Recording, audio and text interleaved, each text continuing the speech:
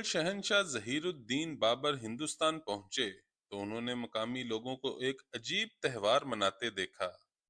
انہوں نے دیکھا لوگ بہار کی آمد پر بسنتی رنگ کے کپڑے پہنتے، ڈھول بجاتے اور ناچتے ہیں۔ شہنشاہ بابر یہ تہوار دیکھ کر حیران رہ گئے۔ پھر انہیں معلوم ہوا کہ مقامی لوگ اسے بہار کے استقبال کا تہوار بسنت کہتے ہیں۔ مغل شہنشاہ نے اس تہوار کو پسندیدگی کی نگاہ سے دیکھا، اور پھر آنے والے دنوں میں مغل شہزادیاں بھی یہ تہوار مناتی رہیں۔ کہتے ہیں کہ بسنت کا آغاز اتر پردیش اور پنجاب سے ہوا، لیکن یہ بات تحقیق سے معلوم نہیں ہو سکی کہ بسنت پہلے اتر پردیش میں منائی گئی یا پنجاب میں۔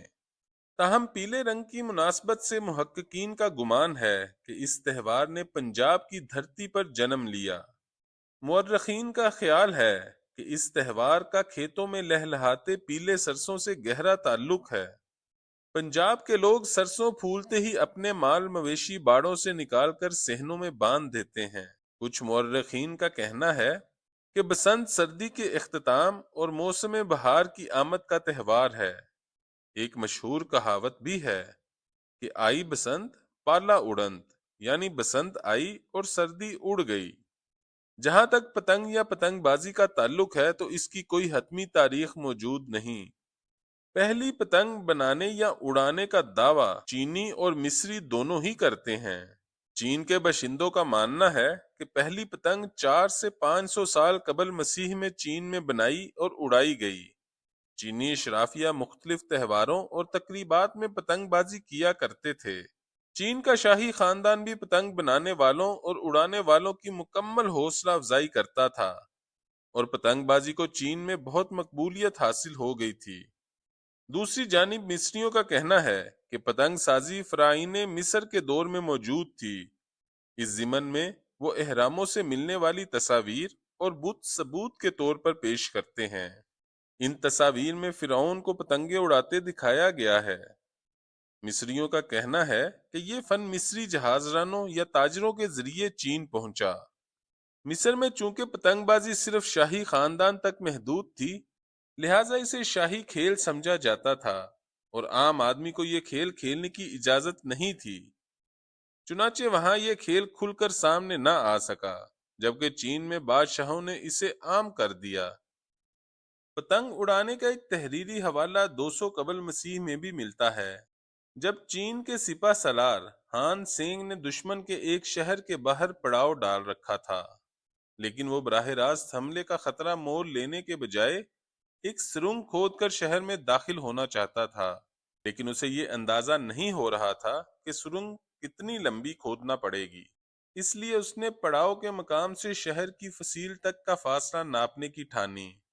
اس نے دیکھا کہ ہوا اس طرف کی چل رہی ہے جہاں وہ سرنگ کے ذریعے حملہ آور ہونا چاہتا ہے، اور وہ یہ دیکھ رہا تھا کہ اس کے پڑاؤ والے علاقے سے اس جانب ہوا کے ساتھ کاغذ اڑتے جا رہے ہیں۔ بس یہ دیکھ کر اس نے ایک کاغذ لیا اور اس میں ایک درخت کے چند تنکے باندھ دیے تاکہ اسے ہوا کا دباؤ حاصل ہو سکے جو اس کے اڑنے میں مددگار ثابت ہو، اور پھر ایک لمبے دھاگے کی مدد سے اسے اڑا دیا۔ جب وہ کاغذ مطلوبہ مقام تک پہنچ گیا تو اسے ناپ کر واپس کھینچ لیا اور ڈور کو ناپ کر فاصلہ معلوم کر لیا۔ کہتے ہیں کہ یہی دنیا کی پہلی پتنگ تھی جو ایک جنگی مقصد حاصل کرنے کے لیے اڑائی گئی تھی۔ پھر قدیم چین میں پتنگ سازی فوجی استعمال کے لیے کی جانے لگی، جس میں فوج کا جاسوسی کا کام بھی تھا۔ اپنے ہی فوجیوں کو ایک پڑاؤ سے دوسرے پڑاؤ تک پیغام رسانی اور اپنے ساتھیوں کو اپنی پوزیشن بتانے کے لیے پتنگیں اڑائی گئیں، اور حیران کن بات یہ ہے کہ چھوٹے ہتھیار تک ایک جگہ سے دوسری جگہ ان پتنگوں سے پہنچائے گئے۔ اس کے بعد چین سے پتنگ سازی کا یہ فن کوریا پہنچا۔ وہاں بھی ایک جرنیل کی کہانی ملتی ہے جس کی فوج نے آسمان پر ایک تارا ٹوٹتے دیکھا اور اسے برا شگون سمجھ کر میدان جنگ سے منہ موڑ لیا۔ جرنیل نے اپنی فوج کا وہم دور کرنے کے لیے سپاہیوں کو بہت سمجھایا، لیکن وہ نہ مانے۔ آخر جرنیل نے ایک ترکیب سوچی۔ اس نے ایک بڑی سیاہ پتنگ تیار کی اور اس کی دم سے ایک شعلہ باندھ کر رات کے اندھیرے میں اڑایا، تو فوج کو یقین آ گیا کہ آسمان سے جو تارا ٹوٹا تھا وہ واپس آسمان کی طرف لوٹ گیا ہے، اور اس طرح محض ایک پتنگ کے زور پر جرنیل نے اپنی فوج کا حوصلہ اتنا بلند کر دیا کہ وہ لڑائی جیت گئی۔ فوج کے بعد یہ کارگر نسخہ بدھ راہبوں کے ہاتھ لگا، جو بدروحوں کو بھگانے کے لیے عرصہ دراز تک پتنگوں کا استعمال کرتے رہے۔ چین اور کوریا سے ہوتا ہوا جب پتنگ بازی کا یہ فن جاپان پہنچا تو عوام میں اتنا مقبول ہوا کہ جاپان میں ایک سخت قانون نافذ کرنا پڑا، جس کے تحت صرف شاہی خاندان کے افراد، اعلیٰ سول اور فوجی افسران اور چند مراعات یافتہ معزز شہریوں کو پتنگ اڑانے کی اجازت دی گئی۔ کہتے ہیں کہ پہلی پتنگ بدھ بخشو ہندوستان لے کر آئے۔ ہندوستان کے باسیوں کے لیے یہ عجیب چیز تھی، وہ اتنی تیزی سے مقبول ہوئی کہ جلد ہی پورے ہندوستان میں پھیل گئی۔ ہندوستان میں بسنت یا بسنت پنچمی موسم بہار میں منایا جانے والا تہوار ہے، جو ماگھ کی 5 تاریخ کو ہوتا ہے۔ یہ تاریخ فروری کے مہینے میں آتی ہے۔ ویدوں میں اس کا تعلق سرسوتی دیوی سے بتایا جاتا ہے، جو ہندو مت میں موسیقی اور آرٹ کی دیوی سمجھی جاتی ہے۔ بسنت کا سنسکرت میں لفظی مطلب بہار ہے۔ بسنت کی آمد پر خوشی کے اظہار کے لیے نئے کپڑے پہنے جاتے ہیں، پتنگیں اڑائی جاتی ہیں اور موسیقی سے لطف اندوز ہوا جاتا ہے۔ ہندوستان میں بسنت کا یہ تہوار ثقافت کا حصہ بن چکا ہے، جسے ہر مذہب کے لوگ مانتے ہیں۔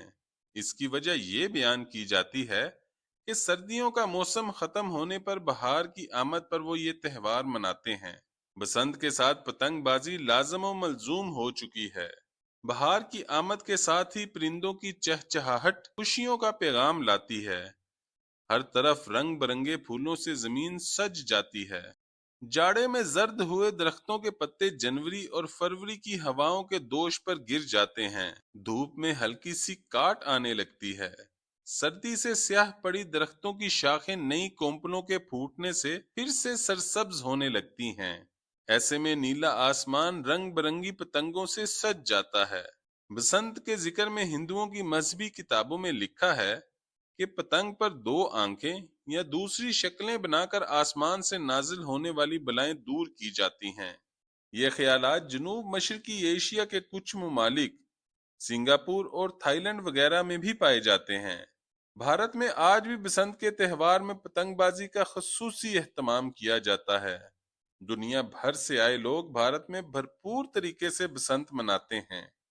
ایک دور تھا جب پاکستان میں بھی بسنت کا تہوار اور پتنگ بازی لازم و ملزوم تھے، یعنی اگر پتنگ بازی نہیں تو پھر کون سی بسنت، کون سا تہوار؟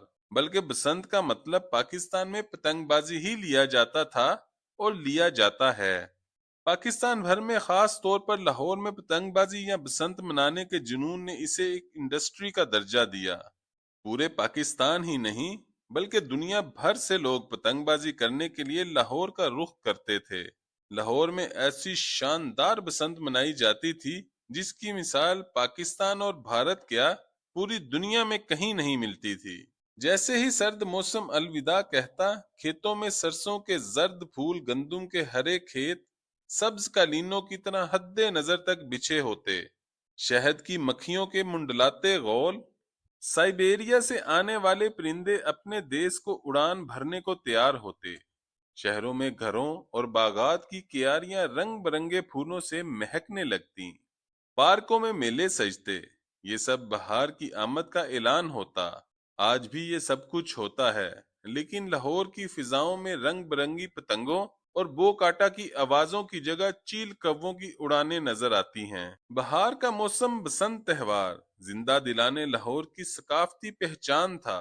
90 کی دہائی میں یہ خوبصورت تہوار اپنے عروج پر تھا، جب دن بھر آسمان رنگ برنگی پتنگوں سے بھرا رہتا، جبکہ بسنت رات گویا چاند رات ہوتی۔ اندرون شہر کو دلہنوں کی طرح سجایا جاتا، ہر چھت پر چراغاں کی طرح روشنی کر کے پتنگ بازی کی جاتی، مہمانوں کو مدعو کیا جاتا، مزیدار روایتی پکوان پکتے اور نوجوان ٹولیاں پتنگ بازی کے ساتھ ساتھ تکے کباب سے بھی لطف اندوز ہوتی۔ فروری کا مہینہ شروع ہوتے ہی زندہ دلانے لاہور موسم بہار کا استقبال بسنت منا کر یعنی پتنگ بازی کر کے کرتے تھے۔ لاہوریوں کو پتنگ بازی کا جنون تھا اور اب بھی ہے۔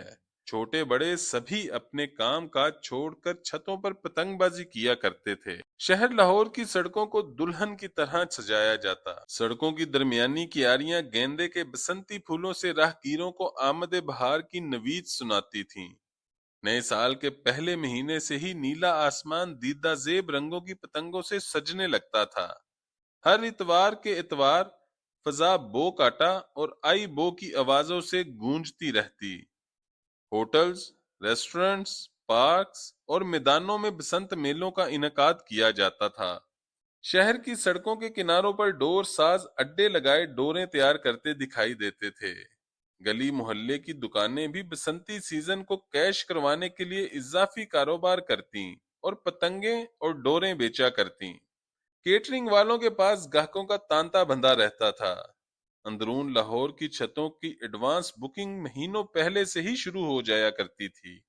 لوگ گاڑی کی ڈگیاں بھرے اور موٹر سائیکل سوار گڈے اور پریاں تھامے سڑکوں پر جاتے دکھائی دیتے تھے۔ بسنت رات بھی جوشیلے لاہوریوں کے لیے ایک خاص اہمیت رکھتی تھی۔ ہفتے کی شام کو شروع ہونے والی بسنت اتوار کو بعد از مغرب ختم ہوتی تھی۔ بسنت یا پتنگ بازی کا اصل گڑھ لاہور ہی تھا، جہاں بانس کی نازک کانپوں پر باریک رنگین کاغذ چڑھا کر پتنگیں بنائی جاتی تھیں۔ ان کانپوں کا ایک توازن ہوتا ہے، اگر ذرا بھی کان آ جائے تو پتنگ یا تو اڑ نہیں سکتی یا زیادہ اونچی نہیں جاتی۔ پتنگ کو جس ڈور کے سہارے اڑایا جاتا ہے وہ عام دھاگا ہی ہوتا ہے۔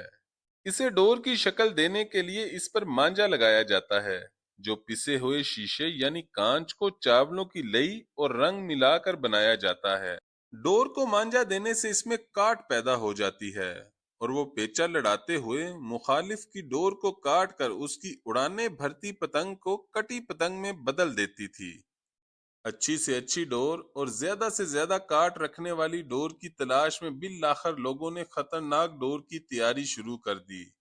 مانجے میں شامل کی گئی چیزوں نے انگلیوں کو تیزی سے کاٹنا شروع کر دیا، جس کا علاج پتنگ باز میڈیکل ٹیپ لپیٹ کر کرنے لگے، اور پھر نائلون کی ڈور پر کیمیکل لگا کر مارکیٹ میں لایا گیا۔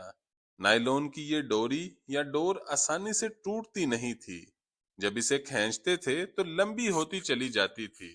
اپنے کیمیکل کی وجہ سے یہ نہایت مہلک بھی تھی۔ اسی ڈور کے پھرنے سے کئی موٹر سائیکل سواروں کے گلے کٹے۔ اس ڈوری کے ساتھ ساتھ روایتی مانجے کی جگہ کیمیکلز نے لے لی۔ شیشے کے ساتھ ساتھ ڈور کی تیاری میں لوہے کا برادہ بھی شامل کیا جانے لگا، اور نہ جانے کیا کیا کچھ اس میں ڈالا گیا کہ ڈور اتنی تیز ہو گئی کہ پتنگ کے ساتھ ساتھ انسانوں کے گلے بھی کاٹنے لگی۔ اب موسم تو بدلتا ہے مگر بسنت نہیں آتی۔ سرسوں پھولتی ہے مگر اس کے زرد رنگ میں ایک آنچ کی کسر رہ جاتی ہے۔ پتنگ بازی کا قدیمی تہوار پتنگ بازوں ہی کے ہاتھوں سے ختم ہوا۔ سب کی پتنگیں کٹ گئیں، اور اب ویران آسمان کو دیکھیں تو کسی کی بھی گڈی چڑھی نظر نہیں آتی۔ بسنت کے دوران پتنگ کاٹنے اور لوٹنے کے جھگڑے، ہوائی فائرنگ وغیرہ تو ایک عام سی بات تھی۔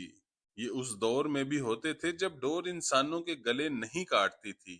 لاہور کے اس ثقافتی تہوار کو کسی کی نظر لگ گئی، بلکہ یہ کہنا درست ہوگا کہ پتنگ بازی سے منسلک کالی بھیڑوں نے اپنے لالچ، پیسے کی ہوس اور کم عقلی سے زندہ دلانے لاہور کو اس عالمی میلے جیسے تہوار سے ہمیشہ کے لیے محروم کر دیا۔ ان کالی بھیڑوں نے بسنت کے رنگ میں بھنگ ملائی اور عوام پر بسنت کی پابندی لگ گئی۔ دھاتی ڈور، ممنوعہ کیمیکل کے بے دریغ استعمال اور حد سے زیادہ تیز مانجے نے اس تہوار کی خوبصورتی کو گہنا دیا۔ معصوم جانوں کے نقصان کے بعد عدالت نے اس ثقافتی تہوار پر پابندی عائد کرتے ہوئے لاہوریوں کو اس خوبصورت تہوار سے محروم کر دیا۔ آخری بار لاہوریوں کو بسنت تہوار 2007 میں منانے کا موقع ملا، جب پنجاب حکومت نے صرف چند دن کے لیے پابندی ہٹائی، جبکہ 2008 اور 2009 میں جزوی طور پر بسنت منائی گئی۔ لیکن اتنے سال گزرنے کے باوجود بھی بسنت تہوار اور پتنگ بازی لاہوریوں کے دلوں سے نہیں نکل سکی، اور ماضی کی ایک خوبصورت یاد بن کر آج بھی زندہ دلانے لاہور کے دلوں کو گرماتی ہے، اس امید کے ساتھ کہ شاید کبھی لاہور کا نیلا آسمان پھر سے رنگ برنگی پتنگوں سے سجے گا۔